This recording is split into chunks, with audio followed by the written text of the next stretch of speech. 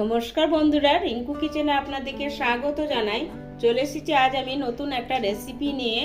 আজকে রেসিপি হচ্ছে রসমালাই। দোকানের মতো বাড়িতে নরম তুলতুলে সফট রসমালাই বানিয়ে দেখাবো।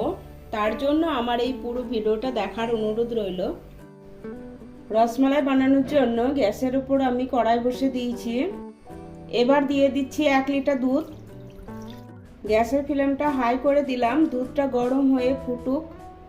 দুধটা ছানা কাটাবো, তার জন্য আমি এখানে একটা বাটি নিয়ে নিয়েছি। এই বাটির মধ্যে 2 চামচ ভিনেগার দিয়ে দিচ্ছি।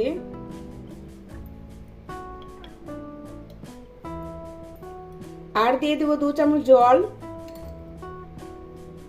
জলটা দিয়ে ভিনেগারের সাথে খুব ভালোভাবে মিশিয়ে নেব। দেখুন দুধটা ফুটছে। এবার আমি গ্যাসটা বন্ধ করে দিলাম। এবার এই দুধের মধ্যে ভিনেগার মিশানো জলটা অল্প অল্প দিব আর দুধের সাথে খুব ভালোভাবে মিশিয়ে নিব।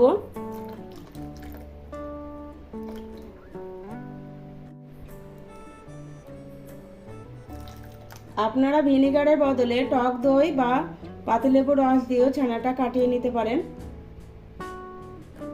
তৈরি হয়ে গেছে ছানা। এবার এই ছানাটা আমি ছেঁকে নিব। ছানাটা ছাঁকবো, তার জন্য আমি এখানে একটা ছাঁকনি নিয়েছি। এবার এর উপরে সুতির রুমাল বিছিয়ে দেব। এবার আমি ছানাটা ছেঁকে নিব। ছানাটার উপর দিয়ে জল দিয়ে 2-3 বার ছানাটাকে আমি খুব ভালোভাবে ধুয়ে নিব।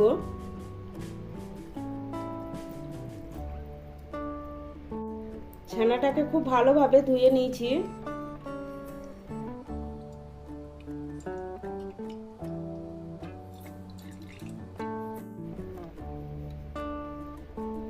এবার ছানাটা এভাবে একটু হালকা হাতে ঘুরিয়ে বাকি জলটা বের করে নিব।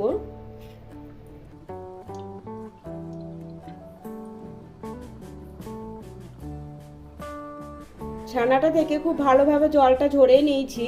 এবার আমি কিছু সময়ের জন্য ছাঁকনির ওপর রেখে দিব, তাহলে বাকি জলটা ঝরে যাবে। এবার আমি গ্যাসের ওপর কড়াই বসে দিয়েছি। রসমালাইয়ের জন্য সিরাপ তৈরি করব, তার জন্য আমি এখানে দিয়ে দিচ্ছি 1 বাটি চিনি। যে বাটি মেপে চিনি দিয়েছি ওই বাটিরই 5 বাটি জল দিয়ে দিব। এবার চিনিটা জলের সাথে খুব ভালোভাবে মেল্ট করে নিব। চিনিগুলো জলের সাথে খুব ভালোভাবে মেল্ট হয়ে গেছে। চিনির শিরাটা 1 তারে বা 2 তারের প্রয়োজন নেই। গ্যাসের ফ্লেমটা হাই করে চিনির শিরাটা একবার ফুটিয়ে নিব।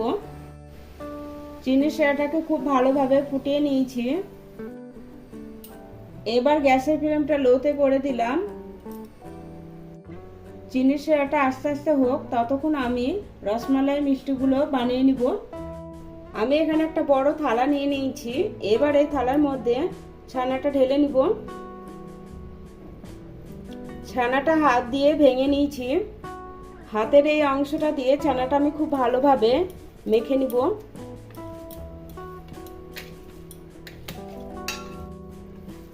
ছানাটা 2 মিনিট সময় নিয়ে খুব সুন্দরভাবে মেখে নিয়েছি।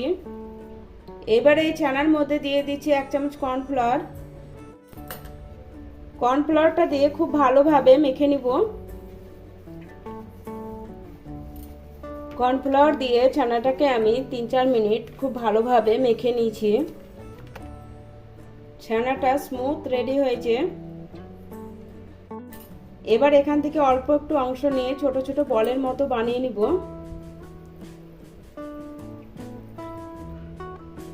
একটা রসমালাই মিষ্টি বানিয়ে নিয়েছি। একইভাবে সব রসমালাই মিষ্টিগুলো বানিয়ে নিব।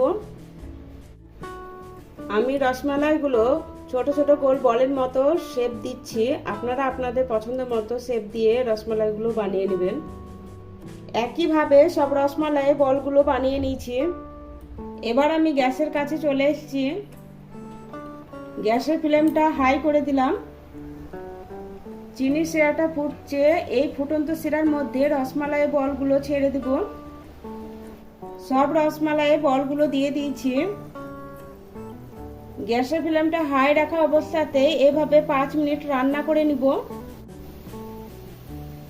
এই সময় খুন্তি দিয়ে নাড়া যাবে না, কারণ মিষ্টিগুলো খুবই নরম হয়। খুন্তি দিয়ে নাড়ার কারণে ভেঙে যাওয়ার সম্ভাবনা বেশি থাকে। 5 মিনিট সময় নিয়ে রান্না করে নিয়েছি। এবার আমি গ্যাসের ফ্লেমটা মিডিয়ামে করে দিলাম। হালকা হাতে নাড়বো যাতে চিনি শিরাটা খুব ভালোভাবে মিষ্টির চারিদিকে ঢুকে। ঢেকে আরও 5 মিনিট রান্না করে নিব। 5 মিনিট পর ঢাকনাটা তুলে নিলাম। দেখুন মিষ্টিগুলো ফুলে ডবল হয়ে গেছে। এবার আমি গ্যাসটা বন্ধ করে দিলাম। মিষ্টিগুলো খুব সুন্দর নরম তুলতুলে হয়েছে। এবার একটা ছাঁকনি নিয়ে নিয়েছি, ছাঁকনির মধ্যে মিষ্টিগুলো ঢেলে নিব যাতে চিনি শিরাটা নিচে ঝরে যায়। এভাবে কিছু সময় রেখে দিব। এবার আমি মালাইটা তৈরি করে নেব। মালাইটা তৈরি করার জন্য আমি গ্যাসের উপর কড়াই বসে দিয়েছি। এবার দিয়ে দিচ্ছি 500 দুধ। দুধটাকে এবার গরম করে ফুটিয়ে নিব। এই দুধের মধ্যে দিয়ে দিচ্ছি 2 চামচ গুঁড়ো দুধ।